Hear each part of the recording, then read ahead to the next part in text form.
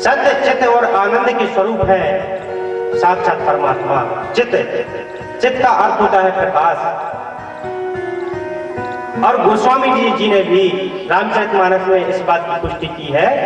राम नाम महिमा का जब वर्णन किया है तब बताया है, बंदौ नाम राम रघुवर को, हेतु किसानु भानु हिम कर को। बंदौ नाम राम रघुवर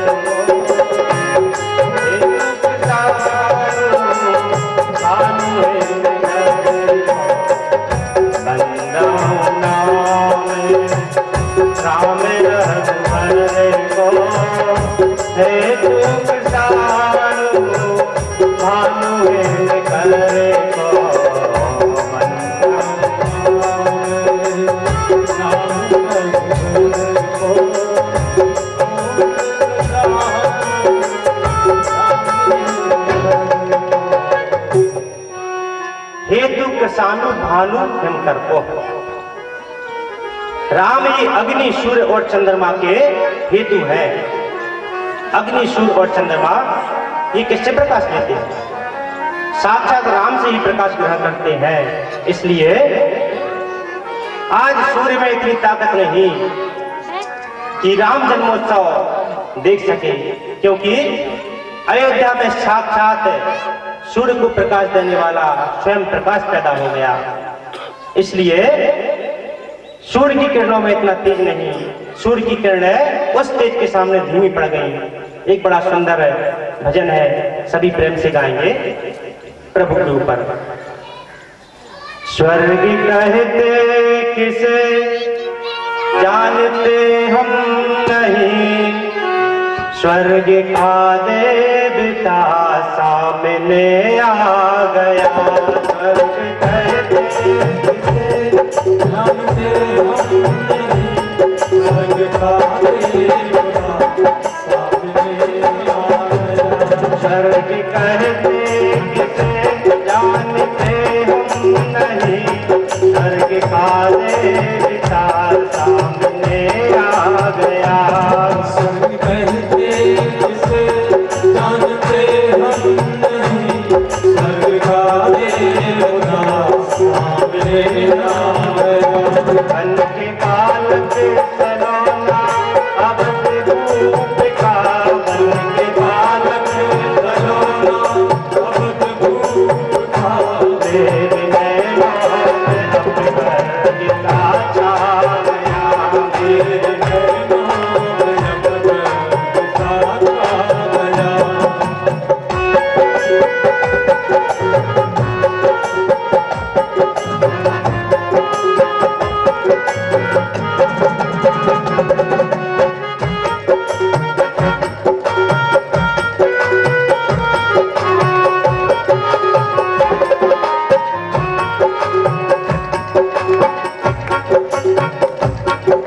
आज ऐसी दिशाएं कमल खिले गए, आज ऐसी दिशाएं कमल खिले गए।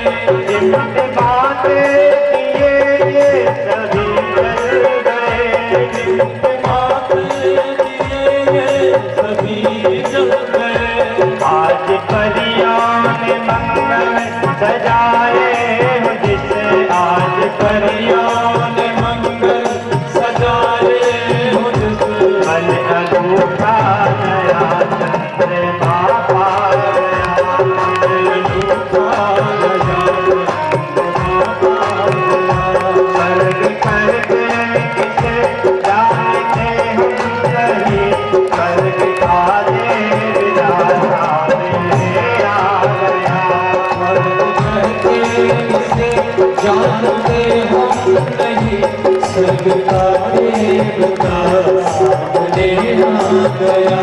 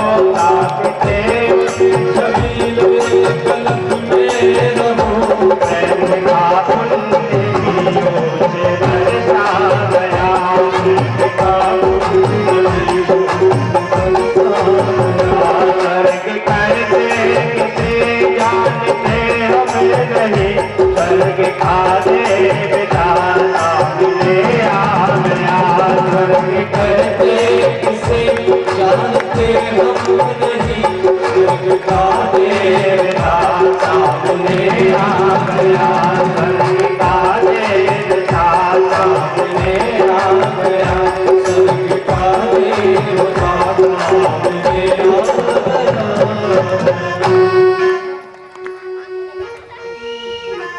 कवि कहता है स्वर्ग कहते किसे जानते हैं, स्वर्ग तो हमने देखा नहीं कि स्वर्ग कहता है, लेकिन स्वर्ग का देवता ही साक्षात उतर कर आज अवध में आ गया।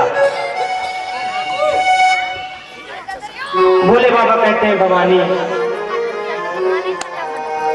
बड़ा दिव्य महोत्सव मनाया गया, जन्मोत्सव मनाया गया। देवी मेरा भी मन हुआ कि मैं भी जाके परमात्मा के दर्शन करके आऊं, बड़ा मन हुआ, तो मैंने भी एक चोरी की। भोले बाबा भवानी से कह रहे कि मैंने भी एक चोरी की। माता चौक पड़ी, प्रभु आपने और चोरी की? बोले हाँ। कैसी चोरी? गोस्वामी जी वर्णन करते हैं। और एक कहूँ ने जे चोरी,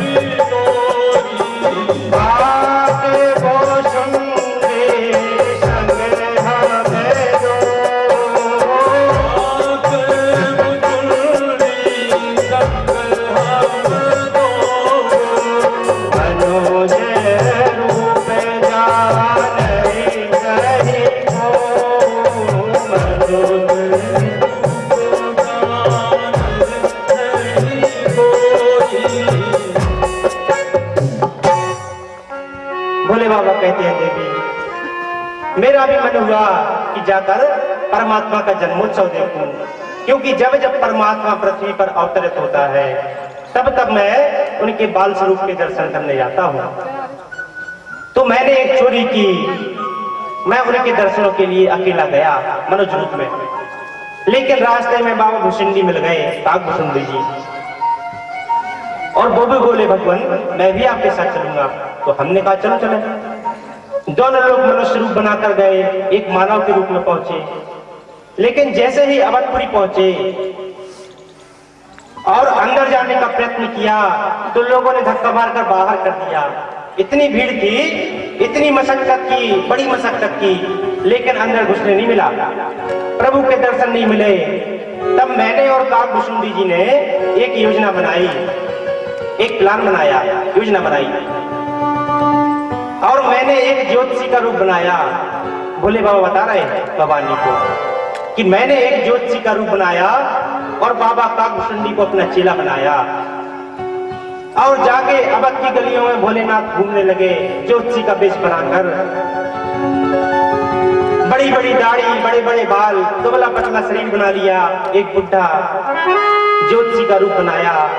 एक हाथ में लकड़ी है, एक हाथ में गोली टांगे हुए हैं, कांपता हुआ शरीर, शरीर पर गुदड़ी लपेटे हुए, और अवधपुरी की गलियों में घूम रहे गुरु चेला दोनों।